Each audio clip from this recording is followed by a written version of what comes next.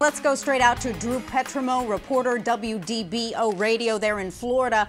So, Drew, defense attorney Jose Baez has actually come forward talking about what the defense is going to be in this case.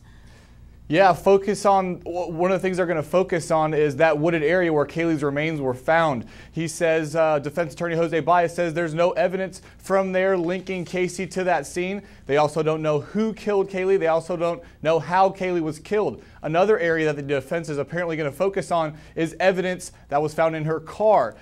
Some of the air samples that were taken from the car, state says that they show that there was signs of decomposition there. Jose Baez says that that science is based on unreliable techniques and it shouldn't be allowed to be used in a case that doesn't prove anything as far as Casey. Also, he says his own investigator who searched the car found evidence in there that the state didn't find. So he says that also makes the state's case a little bit more shaky. All right, Natisha Lance, let's go out to Natisha, producer for the Nancy Grace Show.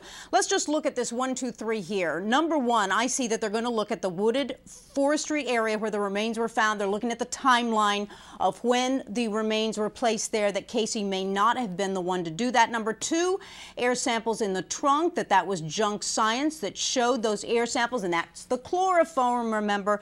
Number three, the hair in the trunk. There was a sign of decomposition on that hair shaft, but now they're saying other hairs were found. But Natisha, what about Zenaida Gonzalez? What did he say about that?